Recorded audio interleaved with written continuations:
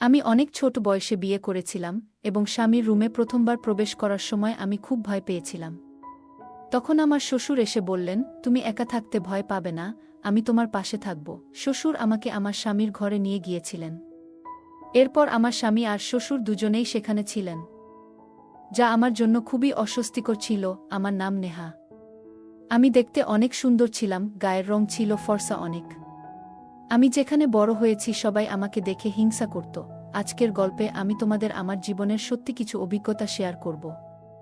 আমি 18 বছর বয়সে বিয়ে করি এবং আমার স্বামী আমার থেকে 11 বছর বড় ছিলেন।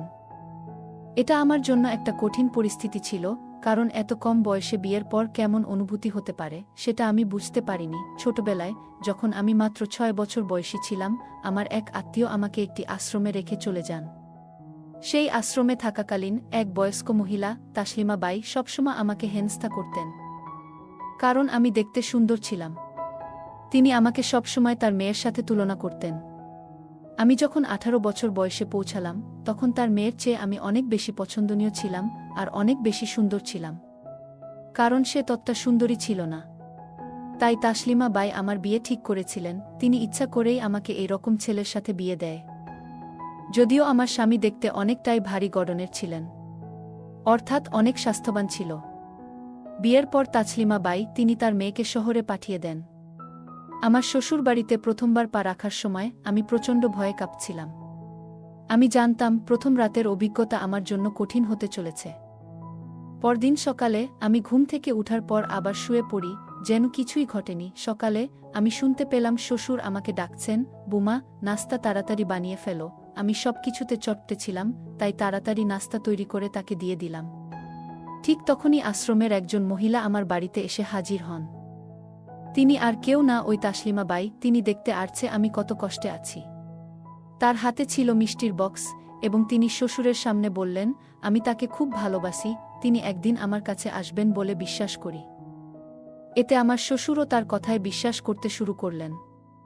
এরপর তিনি আমাকে ডেকে বললেন, তুমি নিজেকে বেশ স্মার্ট ভেবেছ। আমি দেখতে চাই তুমি কেমন চালাক। নিশ্চয়ই তোমার স্বামী তোমাকে ঘুমাতে বাধ্য করেছে। তুমি কি হাঁটতে পারছো না? কিন্তু তুমি তো বেশ ভালোভাবে দাঁড়িয়ে আছো, নিশ্চয়ই তুমি কিছু চতুরতা করেছ। কিন্তু ঠিক আছে, আজ না কাল তুমি এর ফল পাবে। আমি আর তাকে কিছু বলিনি, কারণ সে অনেক খারাপ মহিলা। আমি কেন রসগোল্লা নিয়ে এসেছি সেটা তুমি শীঘ্রই বুঝতে পারবে। তাসলিমা বাইরের কথা শুনে আমার মাথায় একরকম অস্থিরতা ছেয়ে গেল। রাতে হঠাৎই আমার কপালে কিছু ভারী অনুভব করলাম, যেন সেখানে কারো হাত ছিল। এরকম কিছু টের পেয়ে আমি ঘুম থেকে জেগে উঠলাম এবং তাকে বললাম কপাল থেকে হাত সরিয়ে নিতে। কেন হঠাৎ তুমি এমন অনুভব করছো? সে জিজ্ঞাসা করল। আমি তখন খুব অসুস্থ বোধ করছিলাম। স্বামী আমাকে হাসপাতালে যেতে বললেন, কিন্তু আমি মনে করছিলাম যে আমার এই অবস্থার কারণ হয়তো মানসিক চাপ, আর হাসপাতালে যাওয়া হয়তো প্রয়োজন ছিল না। হয়তো বিয়ের সকল ব্যস্ততার কারণে আমি এত ক্লান্ত হয়ে পড়েছিলাম। তাই তাকে দুটো কথা বলে আমি ঘর থেকে বেরিয়ে এলাম। একই ঘরে তার সাথে বসতে আমার মনে ভয় কাজ করছিল, তাই আমি বাইরে বেরিয়ে গেলাম। তখন শ্বশুর বাইরে বসেছিলেন। তিনি আমাকে দেখে জিজ্ঞেস করলেন, তুমি ঠিক আছো? আমি মাথা নিচু করে তাকে বললাম, তাসলিমা বাই কোথায় গেছেন? তিনি জানালেন যে আশ্রম থেকে ফোন আসায় তিনি সেখানেই চলে গেছেন। শ্বশুর আমাকে আশ্বস্ত করে বললেন, চিন্তা করো না, আমি তাকে ফোন করে জানাবো যে তুমি ভালো আছো।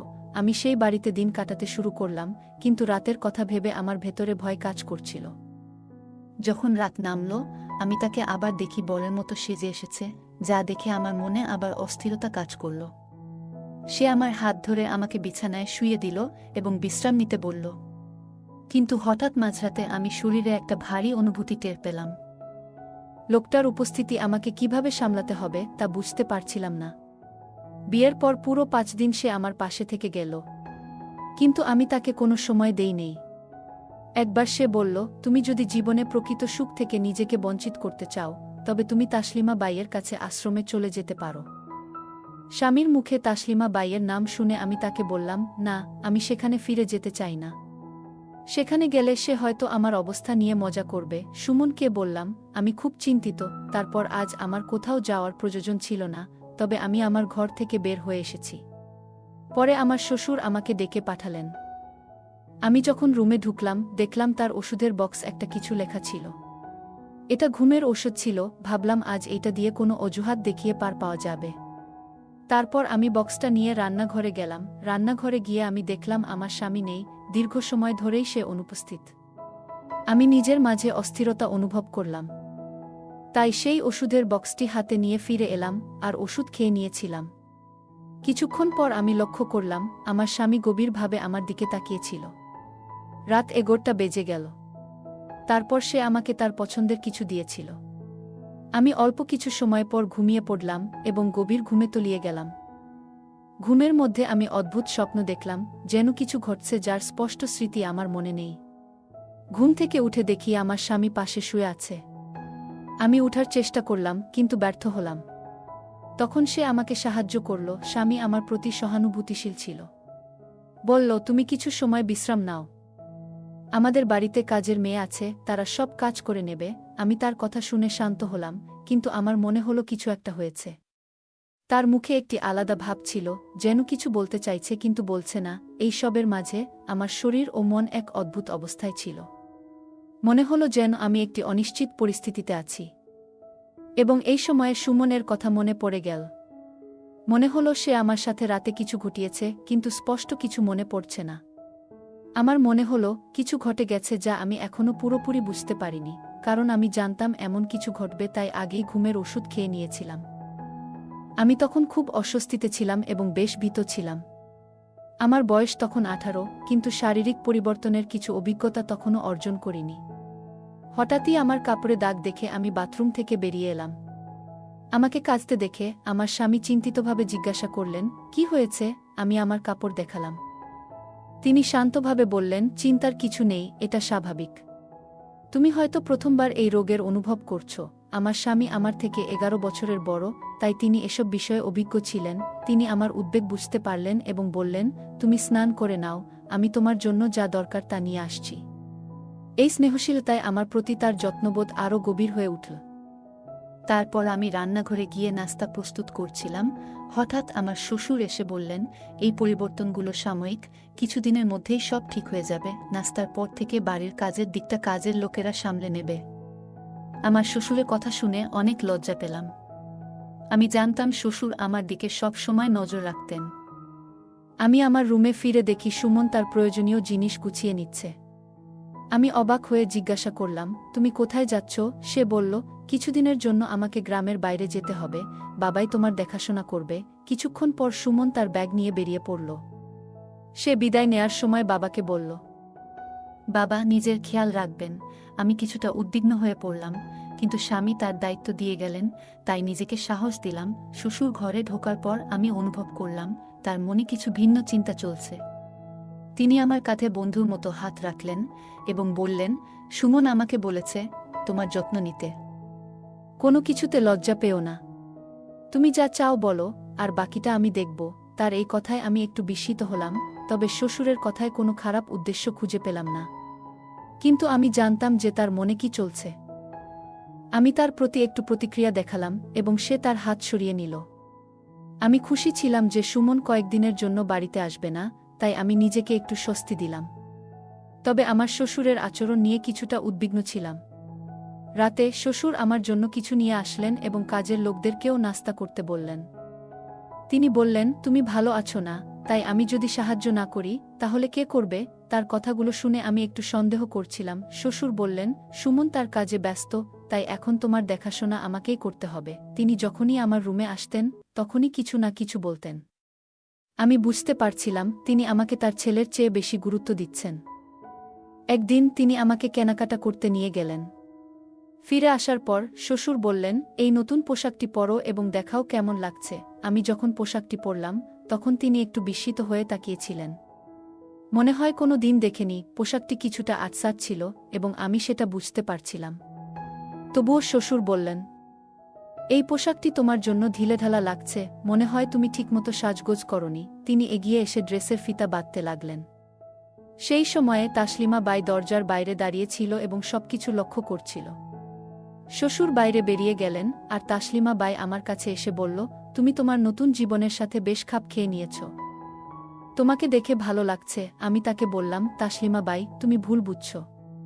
আমার স্বামী গত সপ্তাহ থেকে বাড়িতে নেই এবং আমি তার সঙ্গে তেমন কোনো স্মৃতি মনে করতে পারছি না।